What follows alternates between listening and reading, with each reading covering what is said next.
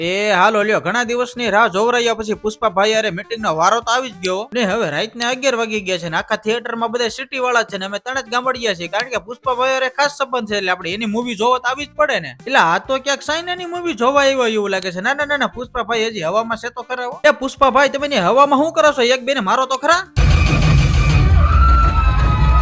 વાહ પુષ્પાભાઈ વાહ, 40-50 જણાને તો તમે આમ નામ મારી નાખ્યા. લે બોલો, પુષ્પાભાઈ ને બીકે તો આ બધે બહાર આવતા રહ્યા. ના ના ના ના, અંદર આવતો રહ્યા. પુષ્પાભાઈ તો આપણા મિત્ર છે, કઈ નહીં કરે. પુષ્પાભાઈ નું નામ આપ્યું તો કોકે પાણીની બોટલે ફેંકી દીધી. હારો હારે માવો ફેંકી દીધો, પણ આપણે તો ક્યાં માવો ખાઈ છે. એટલે આપણા દોસ્તરના મનમાં તો લાડવા ફૂટવા મળ્યા. આપણા દોસ્તરને માવો નથી દેવાનો, કારણ કે માવા ખાવાનો એ દંડ લે છે. હવે છેલ્લો સવાલ પુષ્પાભાઈ, તમારે એને હુતળી બોમ્બ કેવો ફૂટે છે?